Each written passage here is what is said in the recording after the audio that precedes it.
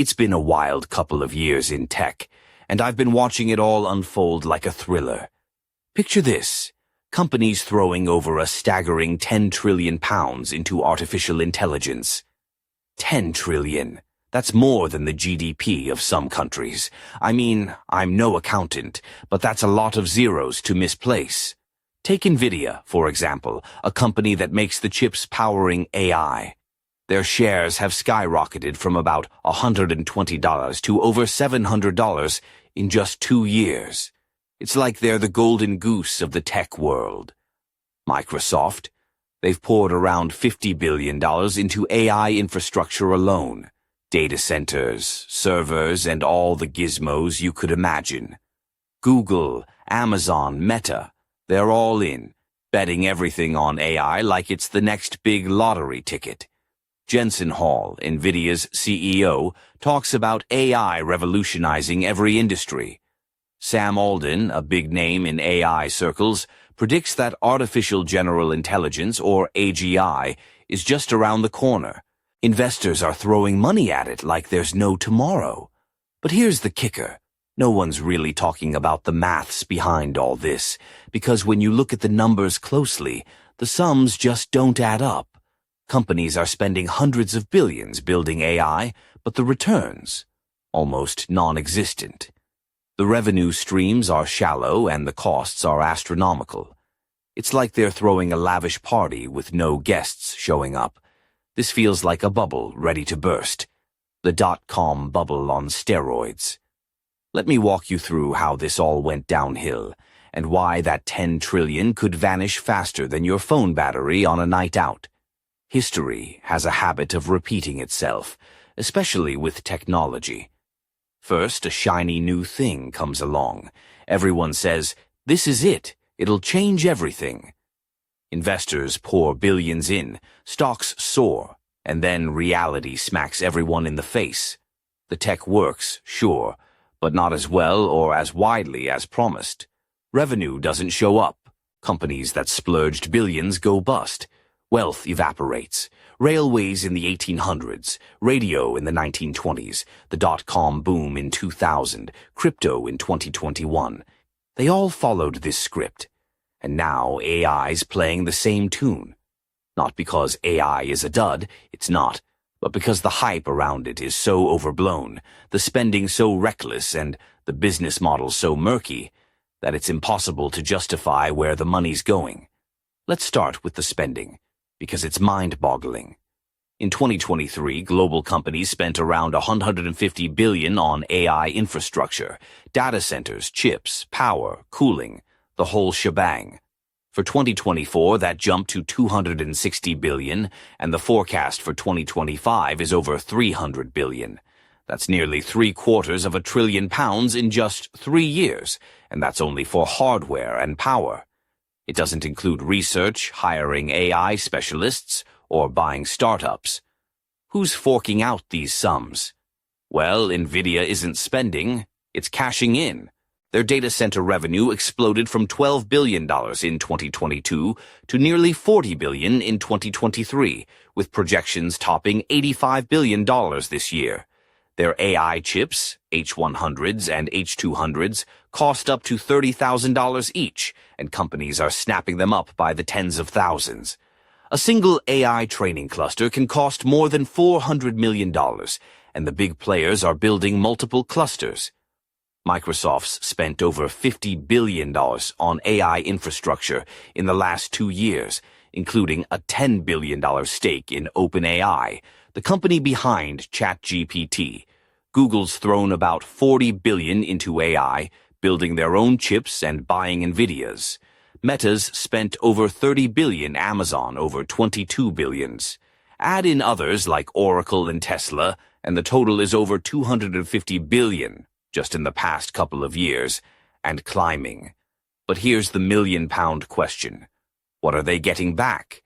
Because spending that much only makes sense if you're making more money than you're burning. And the revenue numbers? They're underwhelming. OpenAI, the poster child of the AI boom, pulls in about $2.8 billion annually. That's up from $750 million last year, which sounds impressive until you realize they're still losing billions every year, mostly because of sky-high compute costs. Microsoft's AI products add perhaps $8 to $10 billion a year, but they've spent $50 billion building it. That means they'd need at least 5 years just to break even, and that's if everything goes perfectly. Google's AI income is murky, but estimates suggest around $12 billion a year, while they've poured $40 billion into it. Meta's AI boosts ad targeting, which helps, but most AI products they offer are free and don't generate direct revenue. Amazon's AI in Alexa and AWS services bring in maybe $8 billion, but with $22 billion spent, break-even is years away. When you add it all up, the big 5 tech giants have spent over $250 billion on AI in 2 years, but annual AI-driven revenue is barely hitting $40 to $50 billion. That's like spending $5 for every $1 you get back. You'd need decades to see a return, and tech moves faster than that. And the growth? It's slowing. ChatGPT's paying subscribers have plateaued at around 8 million, and Microsoft's Copilot isn't exactly flying off the shelves. Google's AI tools are mostly free, used as a defensive tactic rather than a moneymaker. The use cases are real. It can write your emails, whip up images, code, but businesses and consumers aren't ready to pay $20 or more per month in the millions necessary to cover these costs. The market's smaller than the hype suggests, and the costs are enormous. Running these AI models is insanely expensive. Training GPT-4 alone cost over $80 million in compute. Every question you ask ChatGPT costs a few pence to answer, adding up to hundreds of millions monthly. And as models get bigger, costs rise, not fall. Energy consumption is another monster. Training GPT-4 used enough electricity to power 5,000 UK homes for a year. Massive data centers running AI chips draw as much power as small towns. The bills, tens of millions a year per facility. And the stock market. Nvidia's shot up 6 times in 2 years, now valued at over $2.5 trillion. But that's priced for perfection. If AI spending slows, Nvidia's stock will plummet, dragging others down. We're already seeing cracks. Some AI startups are running out of cash. Investors are asking tough questions about revenue and break-even timelines, and funding is drying up. This all screams dot-com bubble vibes. Back in 2000, internet stocks soared on hype, then crashed hard because profits never materialized. AI's following the same path. So what happens when the bubble bursts? Probably a few big AI firms will crash spectacularly, investors will panic, spending will collapse, and valuations will crash. Nvidia's stock could fall by 50 to 70%, wiping out trillions in market value. The big tech firms will bleed losses but survive. Startups without solid revenue will vanish. The survivors will rebuild on solid ground, integrating AI steadily but without the madness. AI won't disappear. It'll become part of everyday tech, like broadband or smartphones. But the hype and wild valuations? They'll be history. So, if you're holding AI stocks, it's time to think carefully. The party's great fun, but the hangover could be brutal. And just when you think this story is over, there's a whisper in the wind. What if AGI really is coming? If AI could think like us, the game changes entirely. But for now, that's a mystery we're still waiting to solve. I still remember the day I first laid eyes on the tech hub where all this AI madness was brewing. It wasn't in London or Manchester, but a modest town called Ashford, nestled in the English countryside. You wouldn't expect cutting-edge AI research to be happening here, but that's exactly where one of the biggest AI startups was quietly building its empire. I walked into the sleek glass building, the kind that screams Silicon Valley's posh cousin. The receptionist was a young woman named Emily, tall, with piercing green eyes that seemed to miss nothing. She wore a tailored navy blazer over a silk blouse, paired with a pencil skirt that ended just above the knee, and those subtle yet elegant heels that clicked authoritatively as she moved. There was something about her. Maybe it was the way she glanced up from her laptop, momentarily distracted by my presence, before giving a polite but knowing smile. Nothing overt, but enough to make you wonder if she was hiding a secret. Inside, the atmosphere was charged. Rows of engineers hunched over multiple screens, fingers dancing across keyboards like concert pianists. The air hummed with the soft whir of cooling fans and the occasional burst of excited chatter. It was a blend of high-tech wizardry and human ambition, all under one roof. I met the CEO, Richard Bennett, a man who looked like he walked straight out of a corporate thriller. Mid-40s, salt and pepper hair combed back meticulously, a tailored charcoal suit that cost more than my car, and a silver tie pin catching the light as he spoke. His smile was sharp, almost predatory, but his eyes held a flicker of genuine passion. He told me about their vision, how their AI could revolutionize industries, from healthcare diagnostics to financial forecasting. But beneath the polished presentations and glossy charts, there was a tension. The numbers weren't adding up. Their burn rate was astronomical, and revenue was trickling in painfully slowly. Yet the pressure to deliver, to keep the investors happy, was relentless. I asked Richard about the future. He leaned back, fingers steepled, and said, "We're building the future, but it's a marathon, not a sprint. If you're in this for quick wins, you're in the wrong game." That's when I realized, behind the glamour and hype, the AI race was less about instant riches and more about endurance. But with so much money pouring in, the stakes were sky high, and the crash, if it came, would be devastating. And just as I was about to leave, Emily appeared again, this time holding a cup of coffee. She paused, looked me dead in the eye, and whispered, "Not everything here is as it seems. Watch closely." I had a feeling she wasn't just talking about the AI. That whisper from Emily stuck with me as I left the sleek building behind, the cool Ashford breeze brushing against my jacket. I couldn't shake the feeling that beneath the shiny surface of this AI gold rush, something murky was brewing. So I decided to dig deeper. My next stop was a small, dimly lit pub called the King's Arms, just a short walk from the tech hub. It was the kind of place where locals nursed pints and told stories, thick with years and ale. I wasn't there for the beer, though. I'd arranged to meet an insider, a former AI engineer named Jack Harper, who'd recently left Richard Bennett's company. Jack was a rugged bloke in his early 30s, with a 5 o'clock shadow and a leather jacket that looked like it had seen better days. His eyes were sharp, scanning the room like he expected trouble to walk in any second. He sipped his lager cautiously before leaning in. "Look, this AI stuff," he started, voice low. "It's not the miracle everyone's hyped it up to be. Sure, the tech's impressive, but the reality, it's a nightmare." He went on to explain how the company was bleeding cash, hiring brilliant minds, but burning through resources just to keep the AI models running.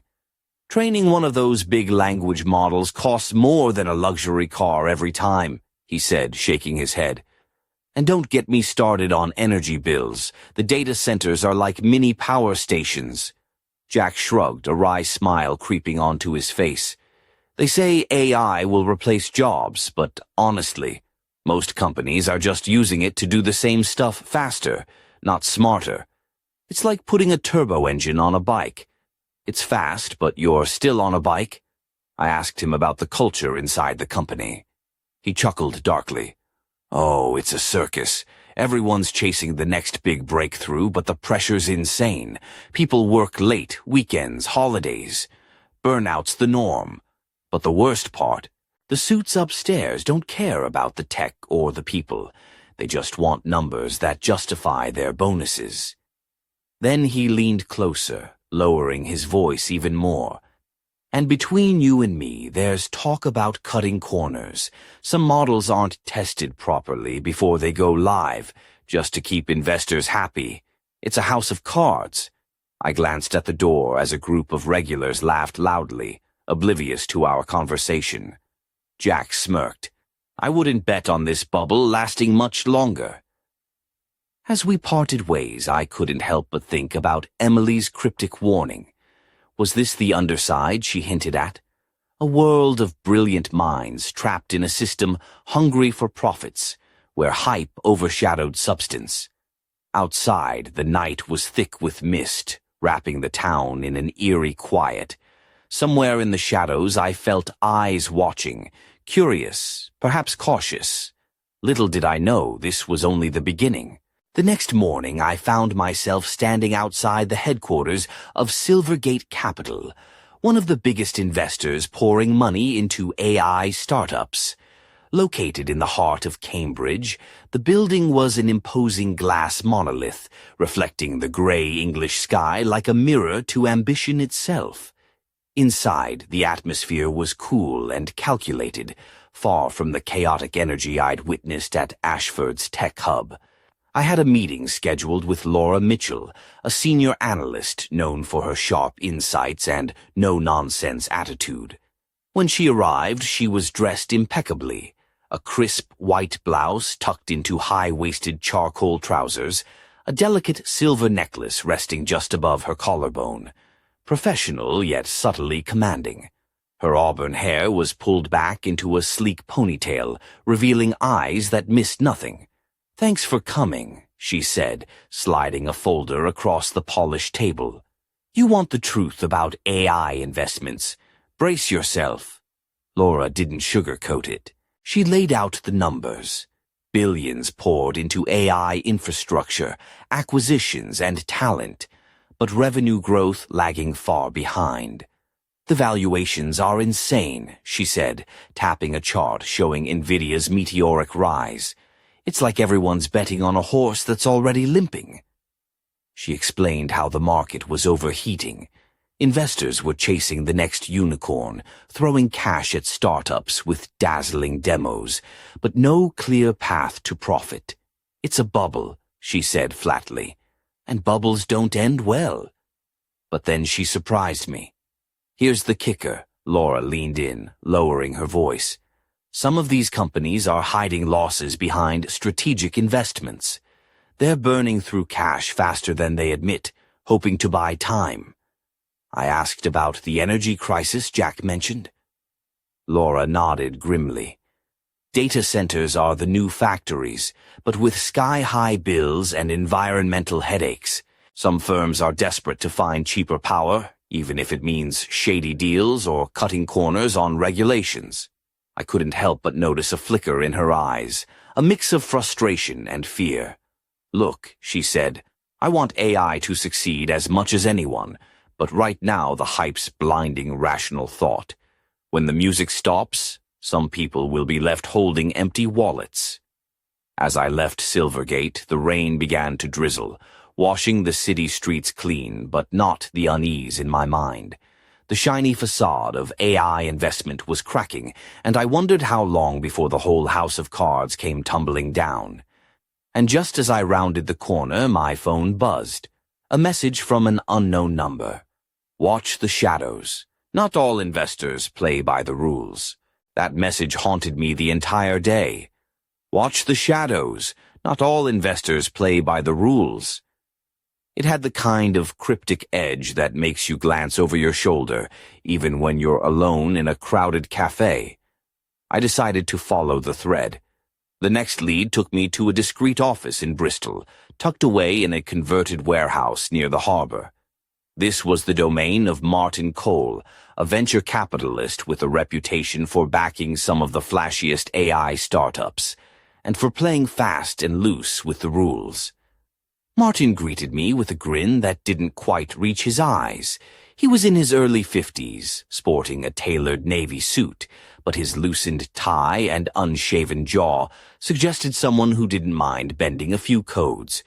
His office was decorated with abstract art and a towering shelf crammed with awards, some real, some maybe less so. "So you want to know the real game?" he said, pouring us both a whiskey, neat. "AI's a gold rush, but it's also a poker game." He leaned back, swirling his glass. Investors like me, we bluff. We hype. We spin stories so shiny, even the skeptics start to believe. I pressed him on the financials, the losses, the energy costs. Martin chuckled. Those are just numbers on paper. What matters is perception. As long as the market thinks AI is the future, the money flows. He told me about shell companies, phantom startups, and deals done under the table. Sometimes we prop up failing firms just to keep the illusion alive. It's a dance of smoke and mirrors. But then his smile faded, and he lowered his voice. Problem is, the house always wins, until it doesn't. When the bubble bursts, the fallout will be brutal. I'm already moving my chips. I couldn't help but notice the expensive cufflinks, tiny circuit boards embedded in gold. A subtle nod to the tech world's obsession. But behind Martin's polished exterior, I sensed a man who thrived on chaos, someone who'd profit no matter the cost. As I left Bristol, dusk settling over the harbor, I realized the AI boom wasn't just about brilliant scientists or groundbreaking tech. It was a high-stakes game where money, power, and deception intertwined. And somewhere in the shadows, the bubble's bursting point was drawing closer, an explosion that would shake the entire industry to its core. The following week, my investigation led me to a sprawling data center on the outskirts of Newcastle. From the outside, it looked like a fortress, rows of humming servers housed in a sleek glass and steel building, guarded by security cameras and a pair of burly men who eyed me with polite suspicion. Inside, the air was thick with cold, the chill from the massive cooling systems battling the heat, generated by thousands of AI chips working overtime.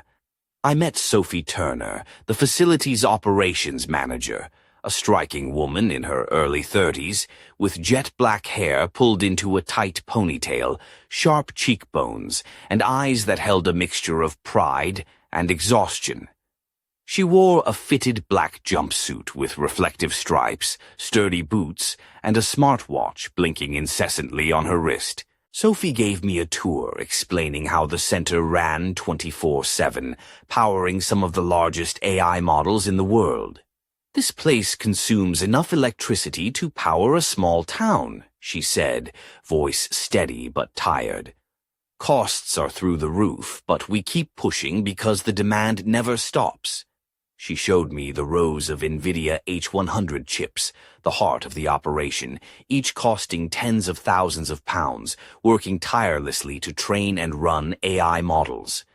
A single training run for a model like GPT-4? That can be over 70 million in compute costs alone, she added with a wry smile. And then there's the power bill, easily another 100 million a year once you factor in cooling. I asked about the environmental impact. Sophie's expression darkened. The company talks about sustainability, but the reality is we're burning through fossil fuels faster than we admit. The grid can barely keep up. We've had to negotiate special rates with local suppliers, and sometimes we strain the infrastructure so much the town sees blackouts. As we walked past a bank of blinking servers, I noticed a flicker on one of the screens, a warning about rising temperatures. Sophie sighed. That happens more than it should. If cooling fails, these machines could fry, and the costs would skyrocket overnight. Her phone buzzed relentlessly. She glanced at a message, then glanced at me. The pressure's insane. Investors demand faster results, bigger models, more capabilities. But scaling up just means spending more, with no guarantee of profit. Before I left, I asked Sophie if she believed the AI bubble would pop. She gave me a tired, almost cynical smile. It's not a matter of if, but when. The question is who'll be left standing when the lights go out. Walking back to my car, the hum of the data center fading behind me, I couldn't shake the image of those blinking servers fighting a losing battle against heat, cost, and expectation. The machine was powerful, but maybe too powerful for its own good. A week later, I found myself in a sleek London penthouse overlooking the Thames, where I was invited to meet Olivia Sinclair, a venture capitalist whose name was whispered in both awe and suspicion across the AI world. Olivia was the kind of woman who commanded attention without uttering a word. That evening she wore a deep emerald silk dress that hugged her silhouette perfectly, paired with stilettos that clicked softly on the marble floor.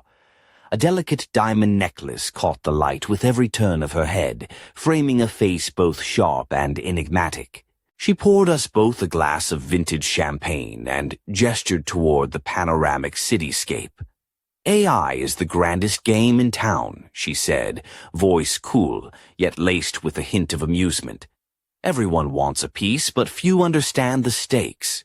Olivia spoke candidly about the frenzy in the AI market, how billions were being funneled into startups with dazzling promises, often without clear paths to profit. Investors are drunk on potential, she mused. They see AI as a magic wand, but magic doesn't pay the bills. Her gaze sharpened. The real story isn't just the tech, it's the players behind it. Some are visionaries, others opportunists. The bubble's growing, but it's fragile. One misstep, one failed launch, and the whole thing could come crashing down. I asked her if she'd ever witnessed such a frenzy before. Olivia smiled thinly. The dot-com bubble, of course. Different tech, same human folly. The bigger the promise, the larger the fall. She leaned forward, voice dropping. There's a secret many won't admit. Some companies are overstating their progress, inflating valuations with smoke and mirrors. It's only a matter of time before reality bites. As the city lights twinkled below, Olivia's smile turned almost predatory. But for those who play their cards right, the payoff could be enormous. The question is, will you be among the winners or swept away in the collapse? Her words hung in the air, intoxicating and chilling all at once. As I left the penthouse into the cool London night, I realized the AI gold rush was as much about cunning and power as it was about code and chips. And somewhere in the shadows of that glittering skyline, the next big shock was already taking shape. 2 nights later, I found myself in a shadowy corner of a Soho jazz club, the kind of place where the music is sultry and the air thick with secrets. The dim amber light cast long shadows across the room, and the smoky haze curled around the polished mahogany bar. This was a world away from the boardrooms and data centers, a place where deals were whispered and alliances forged over clinking glasses. I was meeting Rachel Monroe, a former AI product manager who'd recently left one of the major tech giants. She was dressed in a striking crimson dress that hugged her curves, its silky fabric shimmering subtly under the low lights. Her black stilettos tapped softly as she approached, carrying an air of both confidence and weariness. A slender gold bracelet glittered on her wrist, and a delicate pendant rested just above the neckline, adding a touch of understated elegance. Rachel wasted no time. Look, AI isn't the miracle people think, she said, voice low but firm. Most projects are smoke and mirrors. The tech works, but the business models, they're barely holding together.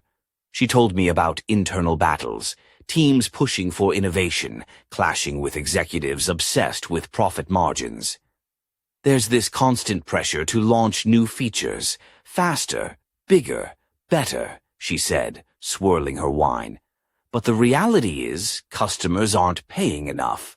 And the costs, they're insane. Rachel leaned closer. The compute bills alone are staggering, and when you factor in the energy, the staff, the data acquisition, it's a money pit. She confessed that many AI products were still experimental, rolled out to show progress but not designed to turn a profit anytime soon.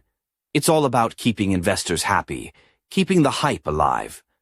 I asked if she thought the bubble would burst. Rachel's eyes darkened. It has to. The question is how hard the fall will be, and who'll survive. As the band launched into a smoky saxophone solo, Rachel glanced around the room, as if expecting someone to overhear. "Watch the quiet ones," she whispered. "When the crash comes, it won't be the loud failures that hurt the most. It'll be the silent collapses, the companies no one saw coming." I left the jazz club feeling the weight of her words pressing down, the rhythm of the saxophone echoing like a heartbeat, counting down to disaster. The AI revolution was real, but so was the shadow looming over it, a shadow that threatened to swallow everything whole. A few days later, I found myself back in London, standing outside the grandiose offices of Titan Technologies, one of the most ambitious AI startups promising to redefine the future. The building was a sleek glass tower, its mirrored surface reflecting the stormy sky, as if nature itself was warning of the turmoil within. Inside, I met Amelia Clark, the company's lead AI scientist. She was in her late 20s, with fiery red hair cascading over a form-fitting black dress that stopped just above the knee, paired with classic black pumps that clicked decisively on the polished floor. A silver bracelet adorned her wrist, delicate yet bold, much like her presence. Amelia's eyes sparkled with intelligence and determination as she spoke about their groundbreaking models and the potential to revolutionize fields from medicine to finance. But beneath her enthusiasm, I sensed a flicker of doubt. She confided that despite the hype, the challenges were immense. "Training these models takes months, millions of pounds, and endless nights," she admitted, "and even then the returns are uncertain." Amelia described the relentless pressure from investors demanding rapid progress and tangible results. "Sometimes it feels like we're building castles on sand," she said softly. When I asked about profitability, her smile faltered. "We're burning through cash faster than we can raise it. The expectations are astronomical, but the market isn't ready to pay what it costs to build this." She paused, then added, "There's a storm coming, and I'm not sure we're prepared." As I left Titan Technologies, the sky opened up, rain pelting down in sheets. The storm Amelia spoke of wasn't just meteorological, it was a perfect metaphor for the brewing collapse threatening to drown the AI dream.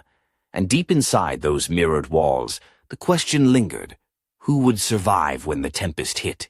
The day after that stormy afternoon, London was cloaked in a heavy fog, the kind that blurs the edges of reality and makes the familiar feel strange.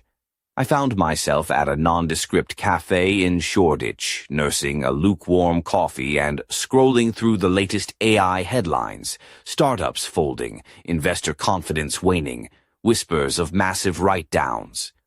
That's when my phone buzzed. A message from an unknown number. "It's starting. Watch everything you think you know crumble." I looked up, the fog swirling outside, matching the turmoil inside my mind. The AI bubble wasn't just a theory anymore, it was unraveling in real time. Suddenly, the glossy promises of trillion-pound investments, glittering boardrooms, and dazzling tech demos felt like a distant dream. What remained was uncertainty, fear, and the looming crash that would wipe out fortunes and reshape the industry forever. But amid the chaos, a question burned brighter than ever. Who would rise from the ashes? Which companies, which people, would survive the collapse and build the next chapter of this story?